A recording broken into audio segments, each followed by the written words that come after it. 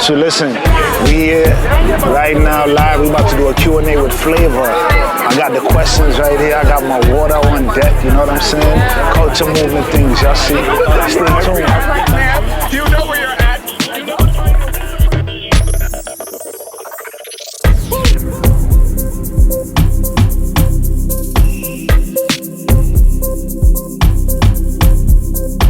My name is Shawnee Kulture from the Culture Movement. I work at Hot 97. I do the morning show. Ebro, Rosenberg, Laura Stiles, all of that. I've been doing the morning show for a long time. Shout out to Africa. You understand? You know I don't say that every single day. I was the one that pushed Afro beats on Hot 97. I'm going to lead this movement into American radio. You know what I'm saying? And look where we at now. Shout out to Africa. So listen. It is my honor to sit down with this gentleman. Don't big up yourself. You know what I'm saying? Representing Nigeria. Make some noise. He's a big man, right? For Mr. Flavour. Bless up, brother. Thank you. All right, so first off, before I even get into this, how are you, brother? I'm all good. I want to thank you all for coming out here tonight. I want to thank you. I want to say God bless you all for coming tonight. Thank you. Bless up, man. Yeah, man. Straight off the jumbo jet. Straight up. All right, true. Big up Bungie. All right, so look, I'm going to get into it because people have been waiting for you for a long time, man. So you know that you sing for the ladies and the ladies love you, basically. That's what you see that? I know what's going on here. And they said you did not disappoint with this one. You know what I'm saying? So you know the direction and you executed well, brother. So what do you want to be remembered for? Like in life, like through your music and everything that you put work into, when it's all over, what do you truly want to be remembered for? Touching lives, you know. Because growing up, when I realized this is what I am, and I started working on myself to become the best. I kept on telling myself that, you know, you've been blessed with this talent. You have to use it to become a force, to become a blessing, you know, to people. And I said to myself, it has to start with my family, because I come from a very poor background. And when I got the chance of playing, you know, with different bands, they put me on salary. My first salary at that time, I think it was 5,000 naira, which is like $15-20. Wow. Or thereabout. Wow. You know, so when I got my first salary, what I did was I went straight, because we were so poor, like we had mosquitoes, you know, keep biting us, keep disturbing. We couldn't sleep in the house. We had to take our phones, our beds outside, so we can just, because there's no lights, you know, we can afford to, you know, pay light bills and all that. So we always take our phones, like beds, outside to sleep. Then very early in the morning, before people start walking out, before they could see us, we just pack everything and go back inside. It was that bad, you know. So I said to myself, my family, mosquito has been disturbing us for a long time. If I make my first money, I'm gonna call like a carpenter to put the mosquito net, so that way, you know, we can at least sleep inside. Even if there's no light, at least mosquitoes will not disturb. Right. You know, so when I got my first salary, which was 5,000 naira, I came home to my mom and said, this is my first salary, I'm bringing it home. What I want this to go in. I want us to do that mosquito net thing, and then that way we'll avoid all this harassment. You know, so they were so happy. They prayed for me, and you know, I knew I was going in that direction of touching lives. And if I have to go that way, I have to start from my home. You know, with my home, like, you know, doing things I know will, you know, improve, you know, the way we were living at that time. You know, so that was it. Touching lives through music, That's what I want to be remembered, for. Yeah. That's beautiful. Yeah, man. Round of applause for that, man. So on that, how have you seen how you have affected your family since your growth? Like, how is that? How many siblings do you have? How has that affected your cousins? Aunties. Like, how has this your success from then changed your family? The thing is, growing up, my family never supported me because they believe, most especially my mom believed that if you're going music way, you're not gonna be my son, because what's that all about? She always told me about one of his brothers that came back home, did his hair one kind, and said he's a musician, and the next thing he traveled to South Africa, and from that travel, they never saw him again. So the moment I picked up that guitar, she saw it. She saw the way I was going. She called me and said, "It is not possible. Okay, I don't want you to be like that, my brother. Remember." So I was telling her that this is different. Because I was opportune to be signed. Or will I say signed? Like, they took me right from when I was like 13 years old from the church to this music place, so I was there almost like 10, 11 years with them. I had my secondary school and all that with them, and they put me through, they wanted me to be a musician, so they took me to, that way, at that time it was like, you have to go to school, University of Nigeria and Soka, study music, and then come back and start working for the company. So that was how it was at that time. And then it was so difficult. My mom never supported. She kept on fighting.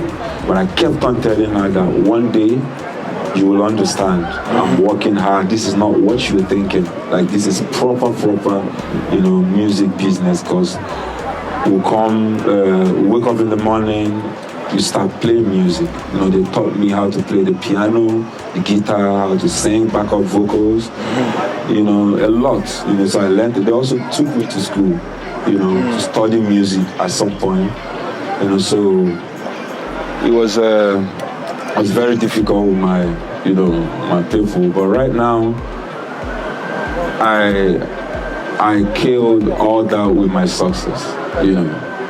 My mom is now proud. Like, anywhere she goes, she will first tell them. In Igbo, they say, "Oh, Flavour, Flavour, Mama be this." So that's how she goes everywhere, and she will introduce herself that way. I'm happy. I don't blame her, because I know she didn't understand. But now she understands. Right. And since then she's always been supportive. Even as sometimes she will tell me, "My son, I wrote a song. It's a gospel song. I don't do all that other one, but this one, listen to it. You might like it. You might use it for something." So she's now looking for ways to support, Right. Even if it means coming up with one gospel tune, it might help him, because she knows I like to sing, add gospel songs to my album, even if it's one, so I'm happy the way everything is going right now. Yeah. It's good to make mommy proud, right? Yeah, especially when you don't go the road that they really wanted to. They want us to be doctors and lawyers, but ultimately they want us to be successful. They want us to be self-sufficient, independent, and providers. Yeah. So they prayed for us as children. So they want us to be, what is the most secure career that I can imagine for my child? And you want to go this way? There is no security there. So, but when we find our way and we live our passion and we find a way to provide for ourselves and be secure and can provide for them, they are more than proud. So that is a major accomplishment. You have made major success already just in making mommy proud, man. You know what I'm saying? Salute to you. So, I'm gonna go into my introduction of you, which was when I was in a dance hall somewhere in Brooklyn and they started playing Sawa, Sawa, Sawa, yeah. I was like, what is this new soca tune?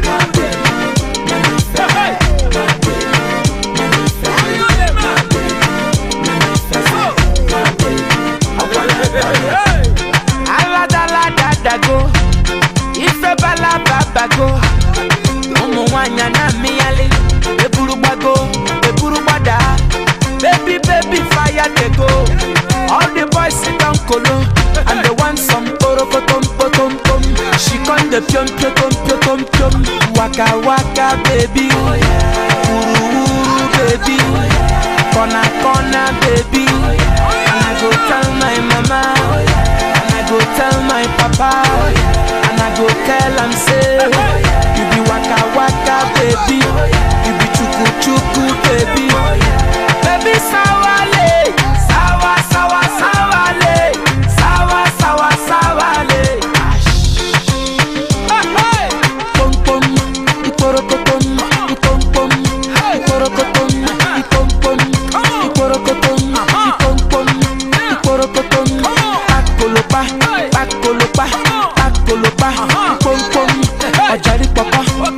Baby, achukurege, pom pom, ashawo, awusha, pom pom, pom pom, and the baby sawa lele, sawa le, ash. My baby, let me feel it. My baby, let me feel it. My baby.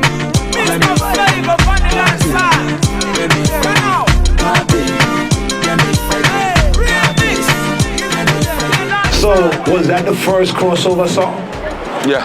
Yeah? So, tell me a little bit about that, coming from when you started and when that song started to hit, like what that was for you and your team. Yeah.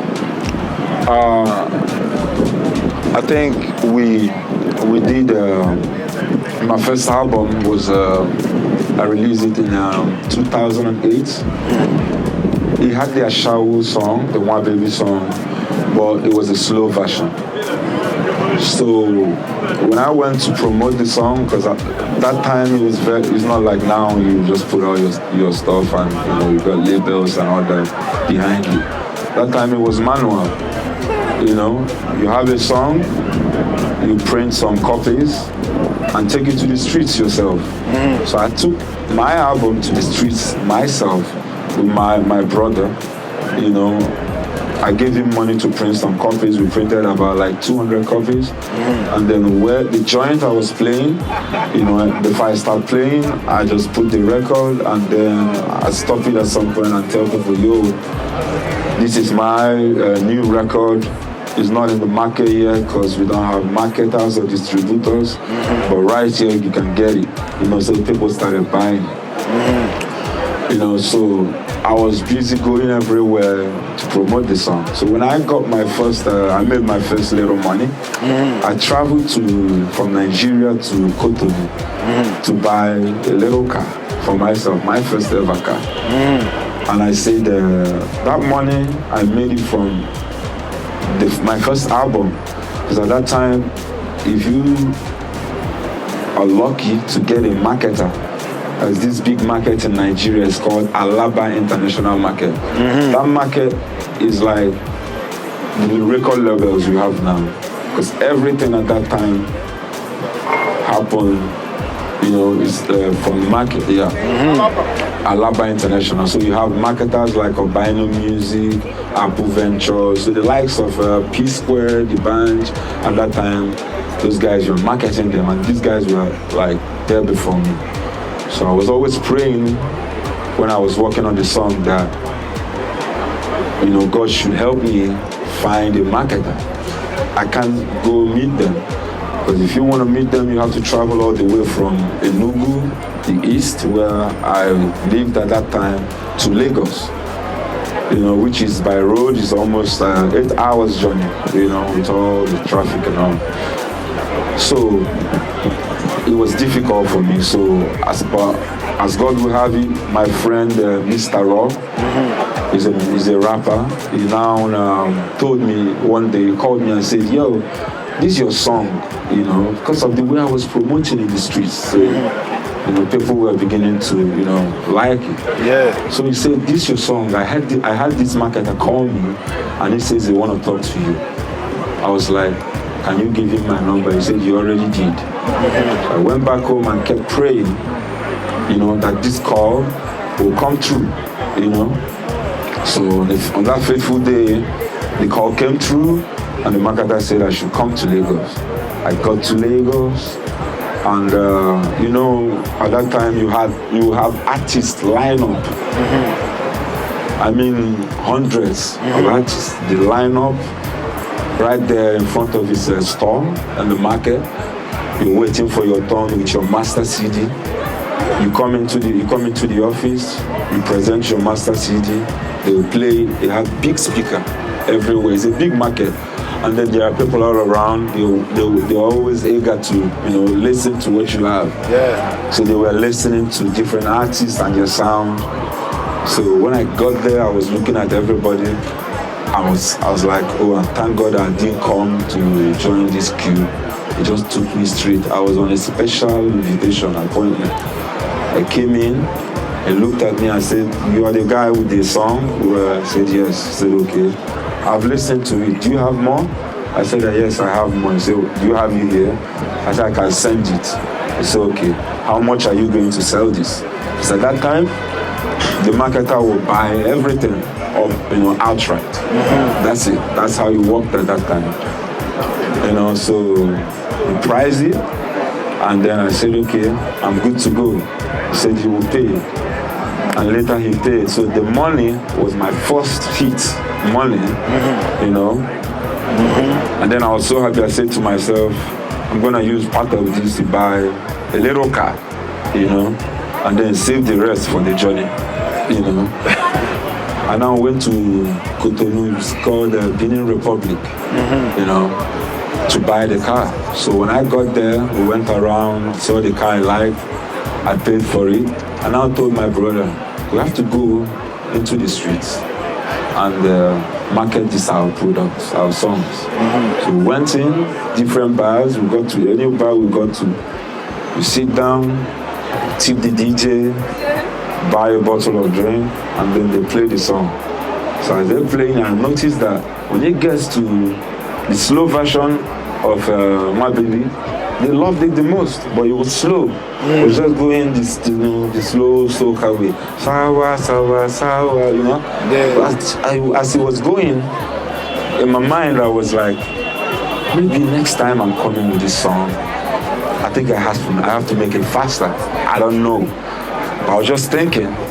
So after that, I got home, and then my brother is a DJ, so he was doing some mix at the back yard. So I was in the front yard, I was listening to his mix. He was using, the Shakademos and Pliers beat. Yeah. He was using it to mix different songs, mash it up. So as he was doing it, I was singing the My Baby song on it, and it was just flowing smoothly. I went back to him at the backyard and said, can you get me the instrumental of this, just a short clip? I'll use it in the studio. He gave it to me. I went to the studio and I spread it out, just that beat. I added a little accompaniment to it. Drums. Yeah, just the drums, yeah. And then I added the little accompaniment to it. And then they started flowing. I put my verse on it, put the chorus, same thing, I just tweaked it a little bit. And it was banging, So I put it aside, and then for my next album, which was Uplifted, And then, boom, the next thing was playing everywhere, So one day, my manager came and said, some people are looking for me in Sierra Leone. I said, who will know my song in Sierra Leone? He said they are having their independence, they need me, that they know the song. Before then, I already shot the video. I managed to, I rallied around the little savings I had, I already shot the video. And I didn't know that the video was already making waves, because at that time, there's no internet. There's no way you know. Right. The only way you know is you get a call, you go there and see for yourself. So, and what year was that? That was, I think, 2000 and, is it 12? Yeah, 11 or 12, So I went to, as I came back from Benin Republic to Nigeria, after working on the song, I put out the next album, which was Uplifted. It was everywhere, and that song was in it. From there, the call came through to Sierra Leone for their independence. That was the first time I'm seeing a big crowd like that, which had thousands of people. You know, they had their independence, and then they were introducing me. They were singing the song on the background, and then people were singing along. And when I came on stage, everybody started shouting. That was the first time I'm feeling that energy from, you know, such a big crowd. Right. And I went off and started performing, dancing, and, you know. And after that, they booked me for another gig. You know, from there I came back to Nigeria, and they said they're also looking for me in Togo. From Togo to Ghana, from Ghana, and then to South Africa. When I got to South Africa, the immigration officers, they spotted me, and they were dancing at the airport. You know, they were all dancing. I was so surprised because the song "One Baby," I started with my language. You know, I mixed it up with my local dialect, which is Igbo, and English, and Pidgin as well. You know, so they didn't know what I was saying, but they were just singing whatever they thought in their head. Right. You know, they were dancing, and the other guys that came, because we were coming for, I think it was Channel O Awards or something. The other guys, the other artists, when we left Lagos, they were so big in Lagos. I was like looking at them. That was the first time I was, you know, flying all the way. You know, like from Lagos to Johannesburg is like 6 hours flight. You know, that was the first time I was going that, you know, that far. So on the way I was thinking, how would these people, let me understand, I dealt with West Africans, that's close. Now this is all the way south, you know, different everything, but, you know, so how I want to see myself. So when I got there, I got that reception from the immigration officers, I was like, boom, we're good to go. You know, so from there, you know, the rest is history. Right. So what does Nawa Baby mean? For me, I don't know. One baby. It means my baby. That's it. That's it. All right. Yeah. I saw NWA, I was thinking California, you know what I'm saying? Now NWA baby, I said, what is this? But it was a vibe. Yeah. So that's an amazing story. Yeah. That's an amazing story, man. And that was the beginning of success. And you said when you jumped on that stage and everybody was screaming, you just started dancing and you jumped right in. I went off, man. This is my life. I'm ready. Yeah, nah, respect. Go.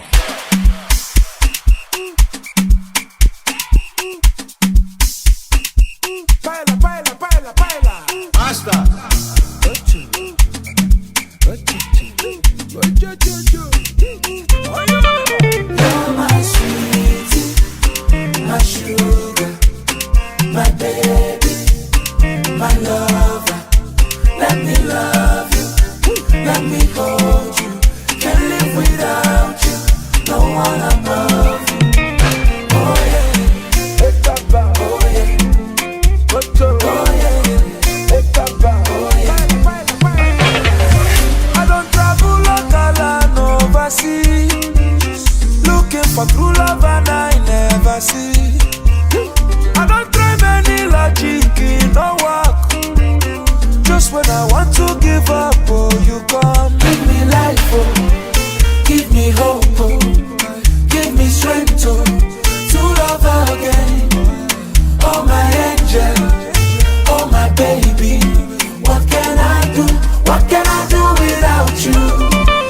You're my sweetie, my sugar, my baby, my lover. Let me love you, let me hold you. Can't live without no one above.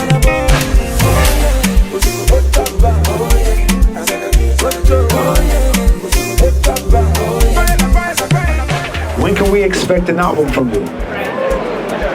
Yeah, like I said, an EP is on the way. It will be called Nostalgia.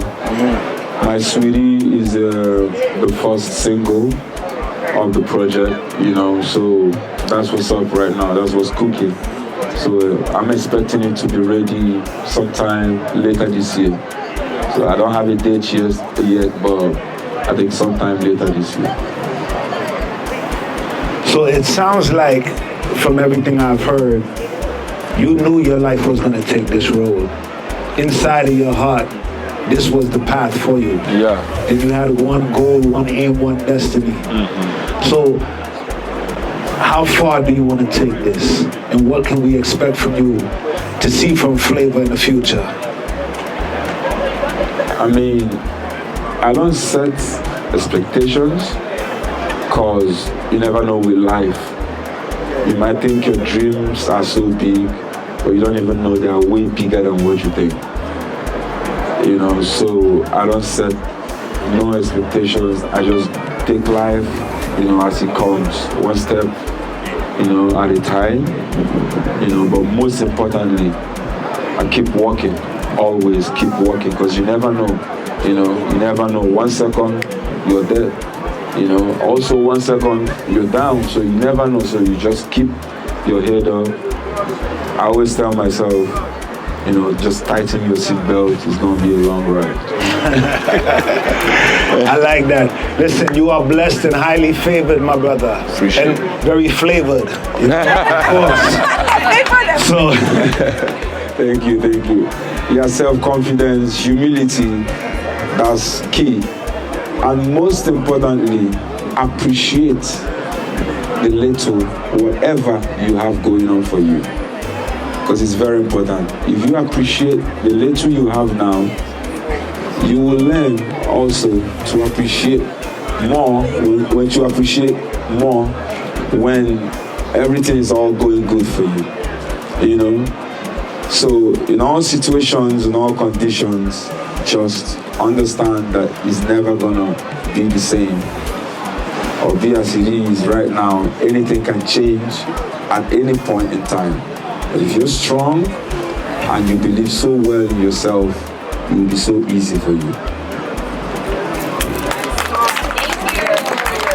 I love it, brother.